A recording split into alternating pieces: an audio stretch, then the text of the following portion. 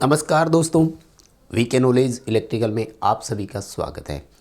सरकारी नौकरी में डॉक्यूमेंट वेरिफिकेशन के दौरान आपसे एक सर्टिफिकेट मांगा जाता है जिसे चरित्र प्रमाण पत्र कहा जाता है। ये सभी वैकेंसीज़ के लिए ज़रूरी होता है।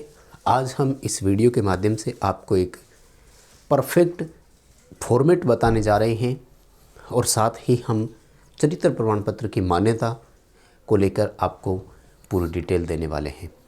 यानी कहाँ से हमें चरित्र प्रमाण पत्र बनवाना चाहिए, कब तक ये वैलिड रहता है, क्या क्या इसमें लिखा हुआ होना चाहिए ताकि हमें डॉक्यूमेंट वेरिफिकेशन के दौरान कोई प्रॉब्लम ना हो और जल्दी से हमारा चरित्र प्रमाण पत्र जो है उसे एक्सेप्ट कर लिया जाए।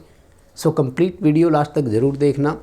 किसी भी वैकेंसी के लिए कॉमन परफॉर्मा या सेट हम आपको बताने जा रहे हैं।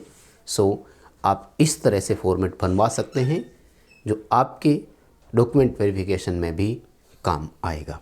चलिए दोस्तों शुरू करते हैं।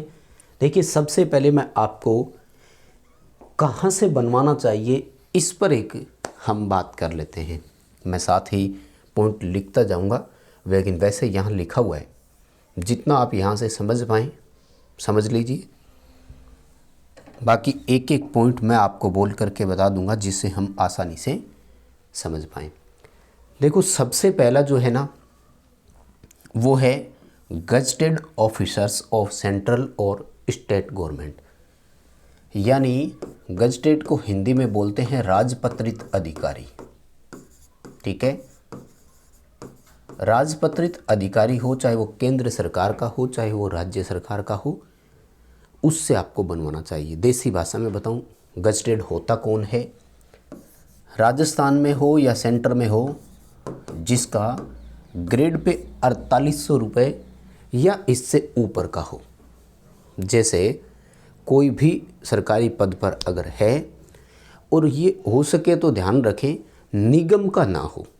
जैसे राजस्थान राज्य विद्युत उत्पादन निगम, जोधपुर विद्युत वितरण निगम, राजस्थान राज्य पथ परिवहन निगम। यानी हो सके तो आप इस चीज़ से बचें कि वो निकाय से नहीं है, निगम से नहीं है, किसी यूनिवर्सिटी से नहीं है, क्योंकि दरअसल ये सेमी गवर्नमेंट में आते हैं, पीएसयू के तहत आते हैं, इसलिए आप इनसे बचें। पूर्णतः जो राज्य सरकार में आते हो, ठीक है, किसी भी पद पर हो, 4800 रुपये से ऊपर उनका ग्रेड पे होना चाहिए, वहाँ से आप बनवा सकते हैं। पहला पॉइंट। दूसरा पॉइंट है मेंबर ऑफ पार्लियामेंट यानी एमपी, जिसे हम सांसद बोलते हैं, या फिर स्टेट लेजिस्लेटर यानी राज्य विधानसभा से, जिसे हम एमएलए बोलते हैं। ठीक है, यानी विधायक से आप बनवा सकते हैं। ये दोनों एक्सेप्टेबल है। ठीक है, एमपी और एमएलए से अगर आप बनवाते हैं तो चलेगा, लेकिन ये ध्यान रखें वहीं से होना चाहिए जहां से आप बिलोंग करते हैं। यानी आपकी खुद की लोकसभा क्षेत्र, आपकी खुद की विधानसभा क्षेत्र से ही ये होने चाहिए। सबसे बढ़िया राजपत्रित अधिकारी वाला रहता है, आराम से मिल जाते हैं, बना भी देते हैं, बात समझ भी जाते हैं। उसके बाद में लिखा हुआ है सब डिविजनल मजिस्ट्रेट या ऑफिसर, यानी उपखंड अधिकारी या उपखंड मजिस्ट्रेट। अगर इनसे आप बनवा सकते हैं या यहाँ पर कोई अधिकारी बैठता हो तो भी चलेगा, कोई प्रॉब्लम नहीं होगी। ठीक है, उसके बाद में देखो लिखा हुआ है तहसीलदार या नायब या उप तहसीलदार। ठीक है, इनसे अगर आप बनवाएं तो भी ठीक है, यानी नायब तहसीलदार हो, उप तहसीलदार हो, तो यहाँ से भी एक्सेप्ट कर लिया जाएगा। उसके बाद देखो जो हमारे पहुँच में सबसे बढ़िया तरीके से आते हैं, प्रिंसिपल हेड मास्टर।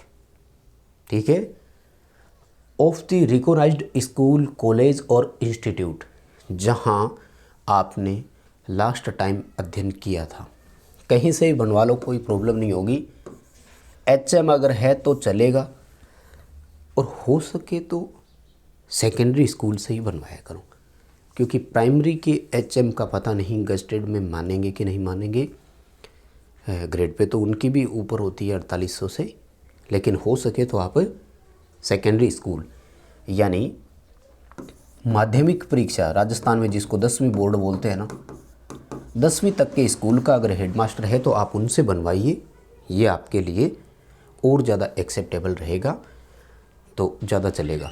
अब देखो हमारी पहुंच में सबसे बढ़िया यही है, HM जो होते हैं आराम से मिल जाते हैं, और मतलब बातों को समझते भी है कि हाँ किसके लिए ज़रूरत पड़ रही है, तो बिल्कुल सही है, तो ये सबसे बढ़िया है। इसके अलावा अगर आपको मैं बताऊं तो लेक्चरार को आप ले सकते हैं। लेक्चरार को हिंदी में बोलते हैं व्याख्याता, ठीक है।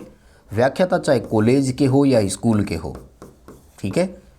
स्कूल व्याख्याता जानते हो ना, स्कूल व्याख्याता भी 5400 ग्रेड पे वाले होते हैं, यानी जैसे 11वीं 12वीं का कोई हो, जैसे कॉमर्स का, उसका साइंस का, आर्ट्स का कोई भी लेक्चरार जो होते हैं, और कॉलेज लेक्चरार जो होते हैं सरकारी वाले होने चाहिए, और हेडमास्टर वाले हो, तो ये सब हमारी पहुंच में होते हैं, आप इनसे बनवाइए।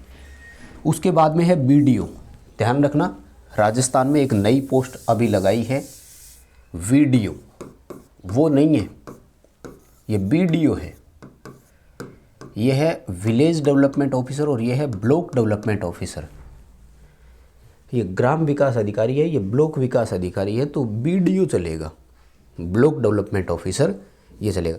और उसके बाद में भैया सबसे जो आसान, डॉक्टर, ये तो है ही है, लेकिन डॉक्टर MBBS वाले होने चाहिए, यानी कंपाउंडर से गलती से ना बनवा लें, है ना। डॉक्टर का ग्रेड पे 5400 से स्टार्ट होता है, इसलिए ये सबसे बढ़िया रहते हैं। अब देखो अगर हमें कोई 2 बनवाने हो तो सबसे इजी कौन रहेंगे? पहला इजी रहेगा डॉक्टर का, मिल जाते हैं लोकल में, जानकार होते हैं, आराम से बना देते हैं। दूसरा रहेगा HM वाला, यानी हेडमास्टर वाला, सबसे बढ़िया होते हैं, मिल जाते हैं, जानकारी में भी होते हैं, आराम से बना देते हैं। उसके अलावा तो बाकी सब थोड़े से ऊपरी पहुंच वाले ही होते हैं। अब आ जाओ, इसकी मैं 2 बातें आपको और बताता हूँ। एक पॉइंट तो हम इसका ये ले रहे हैं कि ये गुरुजी वैलिड कब तक रहता है। ध्यान रखना, करेक्टरिस्टिक, ये जो करेक्टर सर्टिफिकेट जो होता है ये आपका 6 महीने के लिए वैलिड होता है। 6 महीने का मतलब होता है जिस दिन आपने डॉक्यूमेंट वेरिफिकेशन करवाने हैं उससे 6 महीने से ज़्यादा पुराना नहीं होना चाहिए। जैसे मान लीजिए, मैं आपको एग्जांपल दे रहा हूँ, 1 जनवरी को अगर आप किसी से बनवाते हैं तो यूँ समझ लो कि ये आपका 6th मंथ तक चलेगा, यानी 30 जून 2023 तक वैलिड है। अगर किसी नौकरी में 1 जुलाई 2023 को आपको डॉक्यूमेंट वेरीफाई करवाने हैं तो फिर आपका ये चरित्र प्रमाण पत्र वैलिड नहीं है। चरित्र प्रमाण पत्र की कोई वार्षिक यानी ईयर वाली वैलिडिटी नहीं होती है, ना ही तो ये कैलेंडर ईयर के हिसाब से चलता है और ना ही ये वित्तीय वर्ष के हिसाब से चलता है। EWS और OBC क्रीमी लेयर वाला, नॉन क्रीमी लेयर वाला वित्तीय वर्ष के अनुसार चलते हैं, यानी इनकी वैलिडिटी आपकी 31 मार्च को ख़त्म हो जाती है हर वर्ष, भले आपने कभी बनवाया हो। यानी अगर 30 मार्च को आपने बनवाया था तो एक दिन वैलिड था, 1 वर्ष उसका पूरा हो गया। तो इस तरह के सर्टिफिकेट को आप कोशिश किया करो कि हर वर्ष अप्रैल महीने में बनवा लो। 1 अप्रैल को ही अप्लाई कर दो, नहीं तो 4, 5, 10 अप्रैल तक अप्लाई कर दो, ठीक है। और फर्दर ये 3 साल तक एक्सटेंड होते हैं, आजकल वित्तीय वर्ष वाला नियम आ चुका है। कैलेंडर ईयर का मतलब होता है जनवरी से लेकर दिसंबर तक वाला। तो चरित्र प्रमाण पत्र के लिए ऐसा कुछ भी नहीं है कि उसे आपको सिर्फ और सिर्फ डॉक्यूमेंट वेरिफिकेशन के 6 महीने तक काम में लेना है। अब आ जाइए गुरु, हमें लिखवाना क्या है। देखो लिखवाना इतना ही है जो इस फॉर्मेट में आप देख रहे हैं, इससे एक्स्ट्रा कुछ नहीं लिखवाना। और अपनी जानकारी जितनी हो सके इसमें संक्षेप में लिखें, ठीक है। पूरी डिटेल खुद की नहीं लिखनी होती है। परफॉर्मा अगर वहाँ नहीं मिले तो आजकल मार्केट में आता है, और नहीं हो तो इंटरनेट पर मिल जाता है, जिसका आप इस तरह से प्रिंट आउट ले जाया करो। ये करेक्टर सर्टिफिकेट इस तरह से लिखा हुआ होना चाहिए प्रॉपर ऊपर ही, और पूरा सेम यही language. This is to certify that I know Shri, Shrimati या कुमार जो भी है, सन ऑफ, डॉटर ऑफ, जो भी है, यहाँ डिटेल आ जाएगी। रेजिडेंस ऑफ, यहाँ आपका नाम आ जाएगा, और वो पिछले कितने वर्ष से जानते हैं आपको, और यहाँ अगर वो शुरू से ही रह रहे हैं तो आप ये भी लिख सकते हैं कि जन्म से जानते हैं, ठीक है। इम्पोर्टेंट बात क्या है कि यहाँ पर लास्ट में जो वेरीफाई करने वाले होते हैं ना, उनका सील होना बहुत ज़रूरी है। ये ध्यान रख लेना। सबसे इम्पोर्टेंट और मेन क्या है कि अगर उन्होंने साइन कर दिए तो भी ठीक है, लेकिन साइन के अलावा जो उनकी सील लगती है ना, वो बहुत इम्पोर्टेंट है। बिना सील के नहीं चलेगा, ये ध्यान रखना, ठीक है। अगर आपने सील लगवा ली तो लाइनें टूटी फूटी भी लिखी हुई है तो भी चल जाएगी। आ जाओ एक बार हिंदी में फॉर्मेट और दिखा देता हूँ आपको। हिंदी फॉर्मेट ये है, ये प्रमाणित किया जाता है कि श्री, श्रीमती, या आपका नाम होगा, और यहाँ फादर नेम या जो भी हस्बैंड नेम होगा। निवासी को मैं जन्म से जानता हूँ तो यहाँ टिक करवा देंगे, नहीं तो कितने वर्षों से जानते हैं यहाँ लिख देंगे बस। और यहाँ देखो उनके सिग्नेचर, उनका नाम क्या है और उनकी सील क्या है, ठीक है।